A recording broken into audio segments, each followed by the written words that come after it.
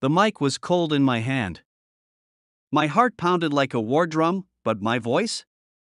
Steady. The ballroom glittered with golden chandeliers, laughter bubbling like champagne until I spoke. Ever wonder why your boss told my wife to shave her kitty? The room froze. A fork clinked onto a plate. Someone choked on their drink. And at the center of it all, my wife, Olivia, in her sleek navy gown, looked at me as if I had just set the entire building on fire. Because I had. A week ago, I was just another corporate nobody, another faceless employee at Benson and Carter Investments. Married for 8 years to Olivia, the woman I thought was my rock. The love of my life. She was ambitious, confident, the kind of woman who could command a room with a single glance.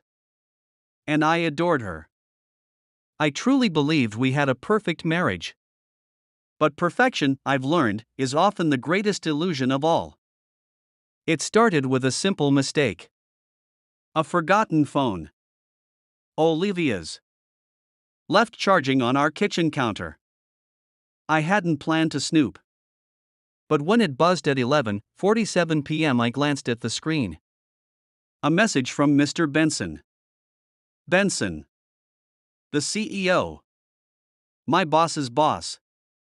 The man who barely acknowledged my existence at work. Looking forward to our special arrangement tonight. And don't forget clean shaven, as always. You know how I like it. The air left my lungs. My fingers tingled. For a moment, I convinced myself I'd misread it. But this wasn't what it seemed. Then another message. And another. Payments. 5-star hotel reservations. A list of upcoming meetings that had nothing to do with business. My stomach twisted. Olivia, my wife, my partner, the woman I'd built a life with, wasn't just cheating. She was bought. For promotions. For power. For deals that secured her future while demolishing mine. And Benson? He wasn't just some ruthless executive. He was a predator running an empire of silence and complicity.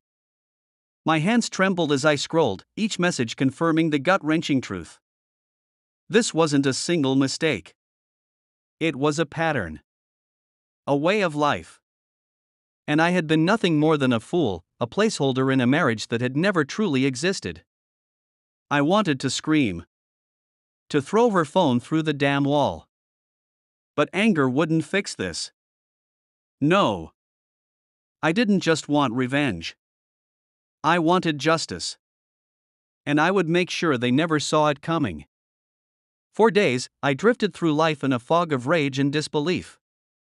Every glance at Olivia felt like staring at a stranger. The woman I had loved, the woman I had trusted, she was nothing more than a masterful liar.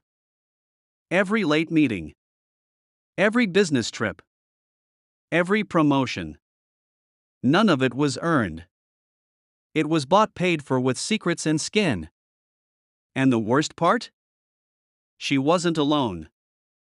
I dug deeper, my hands shaking as I scrolled through her emails, traced bank transactions, and uncovered hidden messages.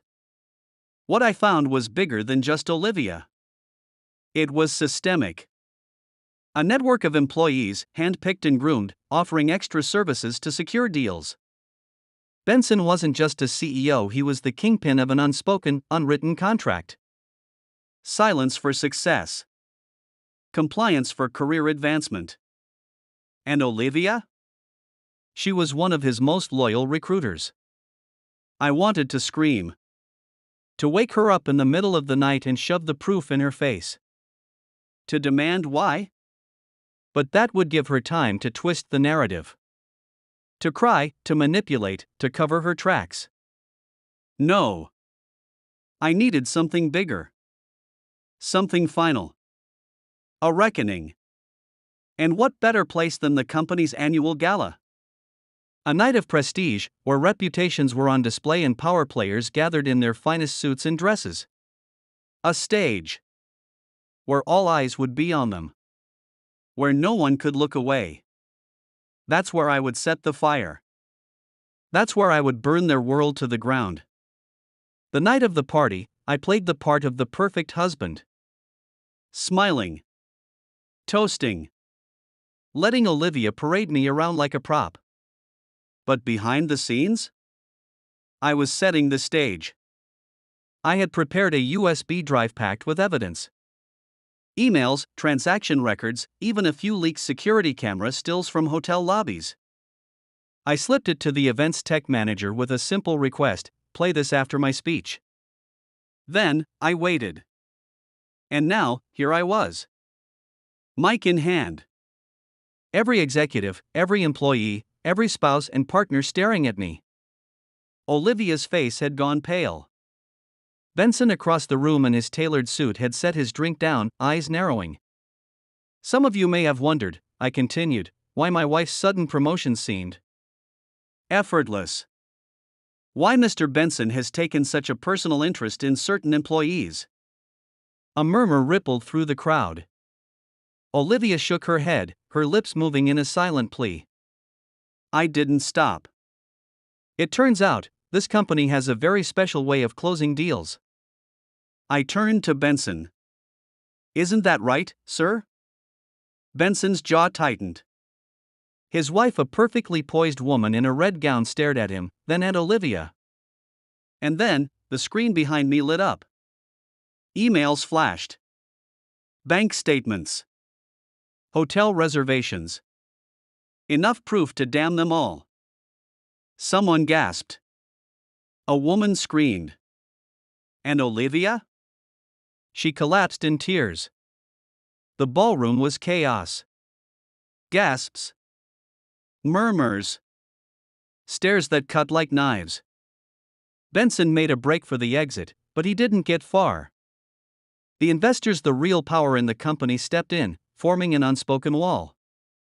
His face, once smug and untouchable, was now pale with the realization that his empire was crumbling. His wife, a vision of practiced elegance, shattered her champagne glass against his chest, the golden liquid dripping down his suit like the filth he truly was. You disgusting bastard, she spat before turning away.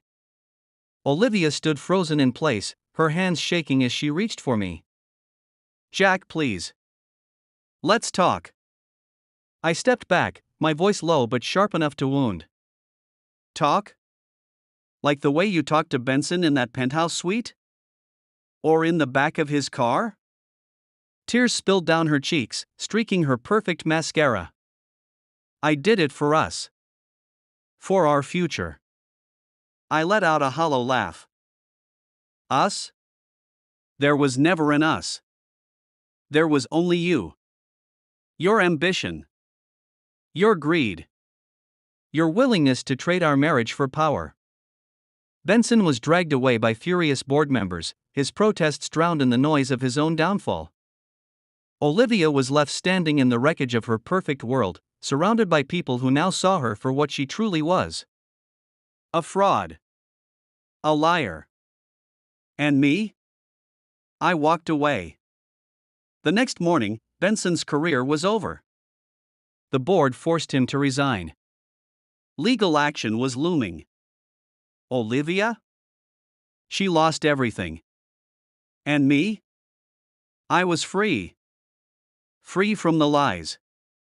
From the illusion of a marriage that had died long ago. They say revenge is a dish best served cold. But I prefer it served with a microphone and an audience. If you love this story, don't forget to like, comment, and subscribe. Hit that bell so you never miss an update. Share this with someone who needs to see it.